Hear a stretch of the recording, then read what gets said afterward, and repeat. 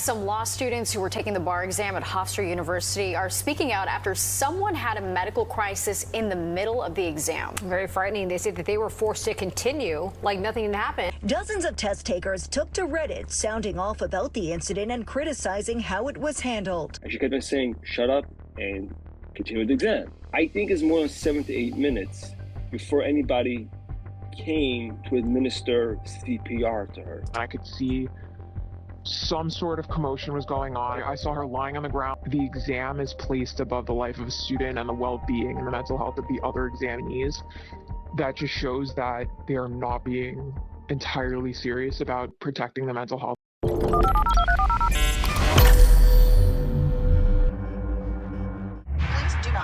Hate or honestly comments of any kind to anyone mentioned in this video on behalf of me or yourself. The purpose of this video is to give my commentary and opinion on matters of public concern. Thank you. I'm calling this meeting to order because somebody had a heart attack taking the bar exam, and apparently they lied. Somebody lied about it. So let's try to get to the bottom of it. Actually, I think Joe Patrice already did a great job. I got to give it to Joe Patrice. Okay, this is going to be a little bit of story time, y'all, because I think the time has come for me to devote a full episode to the trauma that I had to endure doing the bar exam. But honestly, I didn't have a heart attack. Okay. Look at this title. This is from AboveTheLaw.com. Bar applicants call BS on examiner's account of test takers suffering cardiac arrest. The bar exam should recognize, this is a subtitle right here. The bar exam should recognize this as a genuine legitimacy crisis. And I personally happen to know Joe. No, well, let me rephrase that. Joe, comma. I personally happen to know the bar exam has been facing a legitimacy crisis, a genuine one, since at least 2020, right? Like the one, we'll get to that. But anyway, I know you're wondering. It does say good news, first paragraph, and I appreciate Joe doing this. The woman who collapsed during the New York bar exam at Hofstra reportedly survived. Okay, good. That's worth saying up front, because nothing that follows should overshadow that. True. Okay, so she's reportedly survived. Now, how did this happen? Now that we know she's alive, can we get back to the other glaring issue? What in the actual hell is wrong with the people running this exam? I mean, I'm wondering. So Above the Law says when they first covered the story, they called the Board of Law Examiners seeking a statement and learned that they weren't answering the phones. Why? Why wasn't the Board of Law Examiners answering the phone? Because apparently they're out of the office for the rest of the week after the bar exam. They took the rest of the week off. Because why might anyone need to contact the people running the bar exam immediately after the bar exam? However, the board eventually did make a statement claiming that their priority was the candidate suffering the medical emergency. So here's the statement right here. It's in the form of just an excerpt of it, I guess. It's like in a tweet. This Sean Silverman, I guess he's a tutor. This is such a cool world. I was so deep in this world. Like, I was on the Reddit forums trying to figure out like what kind of pencil drags the least and makes the darkest and erases the best. Like Dixon, Ticonderoga. I got the black ones usually, but I went through hundreds of those pencils. Anyway, I was like deep in it, right? So like, yeah, it's like I'm having a fun, like nostalgic, like flashback to memory lane from like reading all the, like I was reading Joe Patrice articles like it was my religion in 2020 because he was one of the ones reporting on how it was the same thing. It was like not fair how they were like administering the bars, in my opinion, and was like, why do we even need to take this thing? Like 100 people from my class are going to pass it. 100% of the people from my class are going to pass the bar. So why do we have to take it? Like, it's not like any of us are just getting let loose on the world. Like, no one just goes out and starts practicing law, like, by their own, that has their own office. Very few people. I don't know anyone who's ever done that. Most people I know, even 5 years out of law school, they're, like, layers and layers and layers under somebody else. So, like, why do we need to take a bar exam? And during that time, it was, like, they were telling us anything and everything. You might grow 3 heads if you got COVID. I mean, nobody knew anything about anything. It was, like, 2020. You telling us that our lives are in danger if we go have a cocktail with our friends, but you want me to sit in a room with 1,000 people for hours, days on end? Like, it was just, there was a lot of things wasn't. So, you know, similar to here, I'm kind of having a little flashbacks to like, that was pretty traumatic. But even still, it was nice to have like communities of people that would exist, the infrastructure. I don't know. It's like a whole little micro niche. Anyway, okay. So the board did make a statement. This is the excerpt from the statement. Quote, our priority was to attend to the candidate. And once it was determined that the candidate required medical attention, our staff promptly acted to obtain medical care for the candidate. Once it was determined by who? Moving on.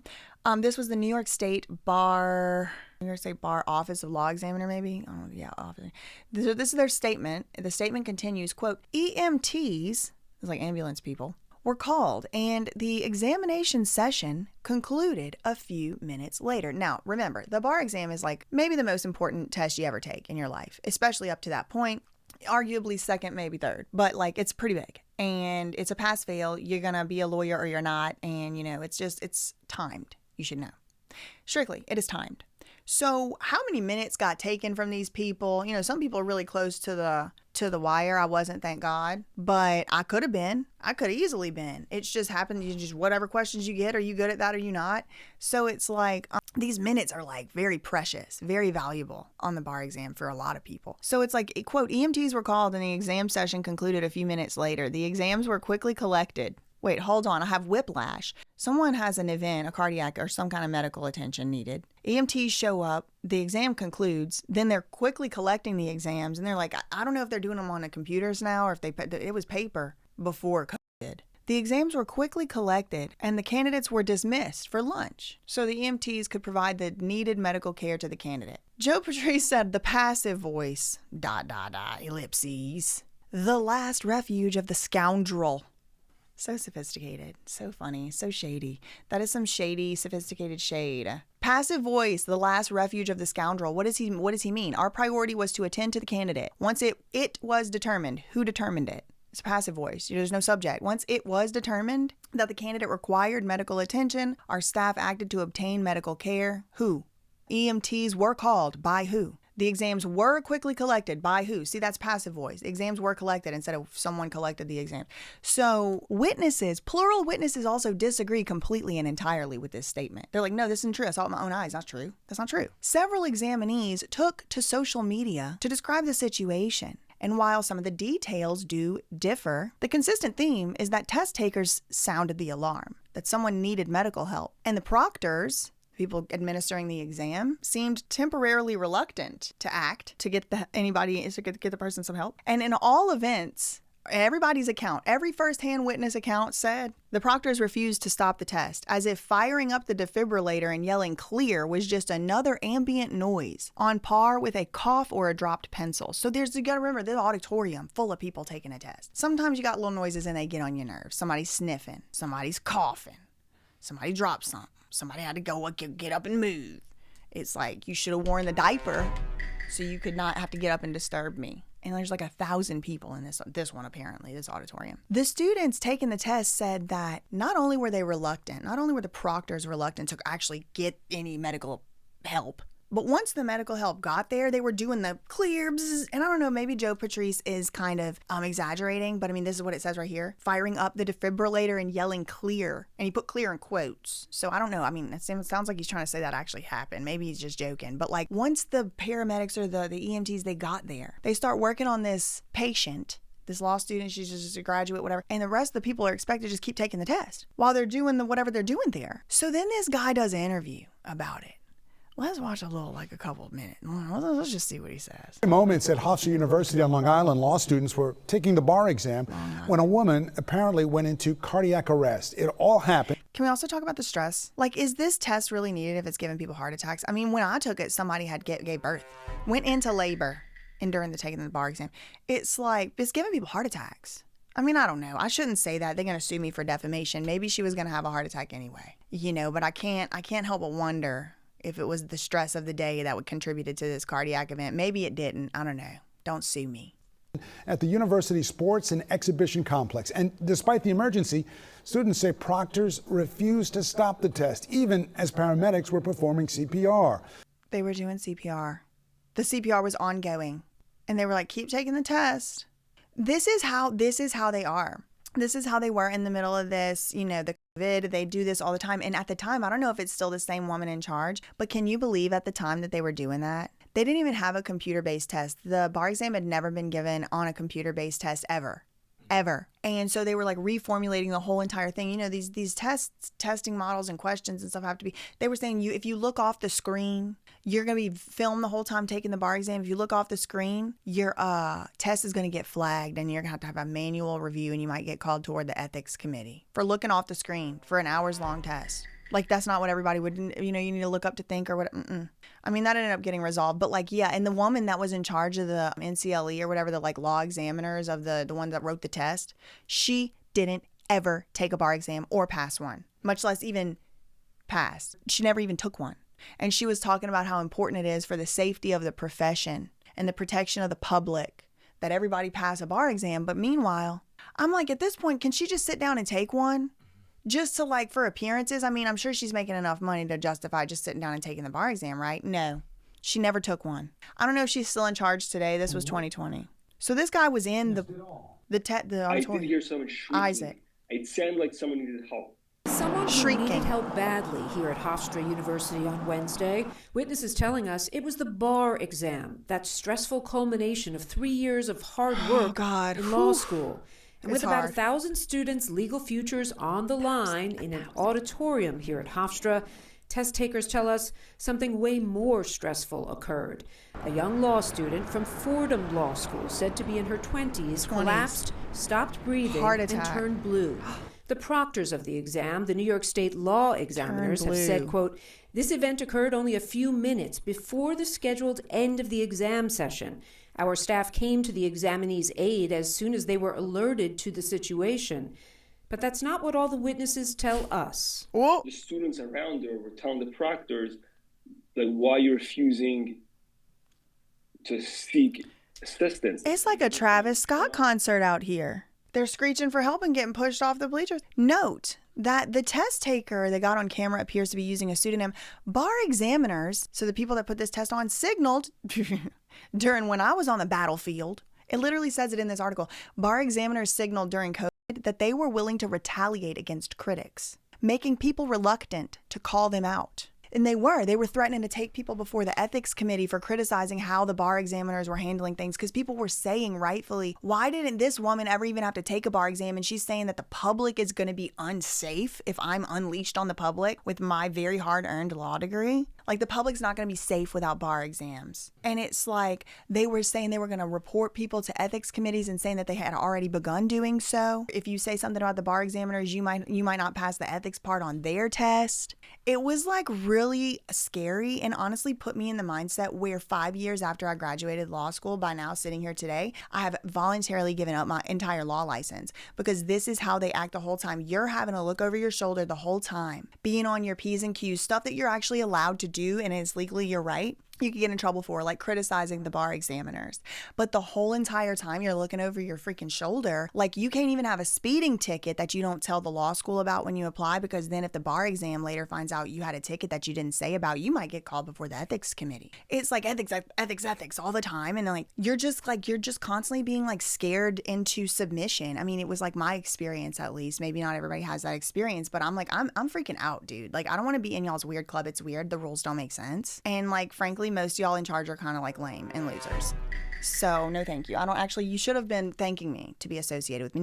No, I want none of it. So people are reluctant, clearly, to call these people out. Aside from everything else, the fact that examinees even entertain the idea that speaking up for someone who almost died might cost them their license amounts to a genuine legitimacy crisis. True, I agree, Joe. If the bar examiners can't be trusted to accept that perhaps don't let people die as a note, their reputation as a good faith actor is shot. Someone wrote on LinkedIn, someone who went there, an examinee, wrote the following about her experience. On day 2 of the bar exam, about 15 minutes before the end of the AM session, a young woman sitting about 10 feet from where I was sitting collapsed. Initially, people around her thought she was experiencing a seizure, but it soon became clear that it was more serious than that. The proctors urged everyone in the area to continue their exam and began to attend to her, but there was nobody on hand with medical expertise. And they're also taking the most important test of their life, like to put a bar examinee, in a position where they have to, if you have anybody in here, you have to stop doing your test because they didn't bother to get medical people on hand for this. There's 1,000 people in this room. Anyone could have a seizure, an allergic reaction. Anybody could be doing anything. I mean, the proctors urged everyone in the area to continue their exam, began to attend to her, but there was nobody on hand with medical expertise. The proctors did not make an announcement asking if there was a medic in the room, which that part I can kind of understand because, the whole test thing. They would do this type of announcement on an airplane.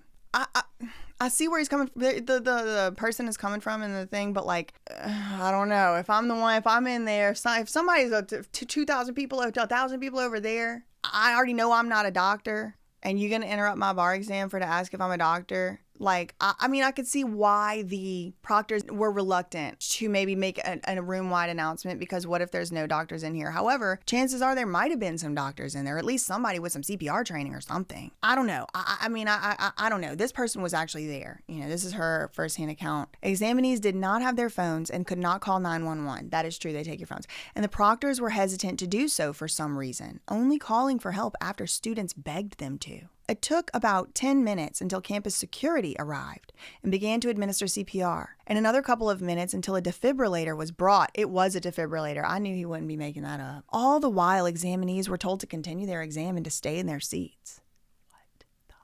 I literally saw students scribbling away on their exam papers. Would have been me. Put a 1 in the chat if you would have been the one scribbling, because you ain't a nurse and you ain't a doctor and you can't afford 6 more months of studying and waiting and do this would have been me.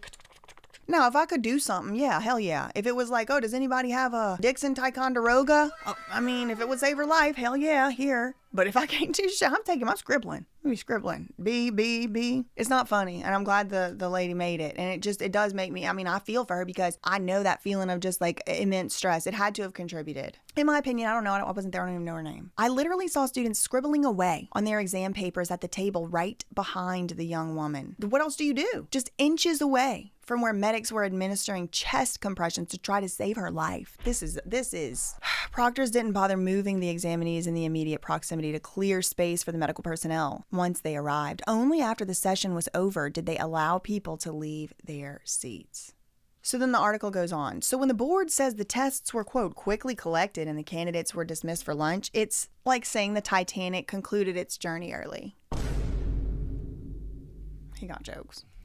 It's trying to create the impression that the proctors put a stop to the test as opposed to the event happening close to the scheduled end of the session. Yeah, right. It just so happened. I mean, it was another hour. I don't know if they would have. I do think that did probably inform their decision to say, just keep going. You only have 15 minutes. They probably informed their decision, but I don't know. I wasn't there. That's just clumsy ass covering, because it's an easy, okay, Joe, shit. So you're trying to CYA, because it's an easily discoverable detail. It's also such a stupid deception. A breakdown that delays medical attention carries serious legal implications. So they can be expected to spin that response. But the decision to stop the test for everyone else during the emergency is a separate matter. If they said, we think our proctors dealt with the medical emergency appropriately, but we acknowledge that in the future the test should have been immediately suspended for the other examinees, and we will develop protocols for this, they wouldn't be conceding anything while at least showing some sense of gravity of the situation. Yeah, true. I agree with that. There was better ways. But they never admit that they did anything.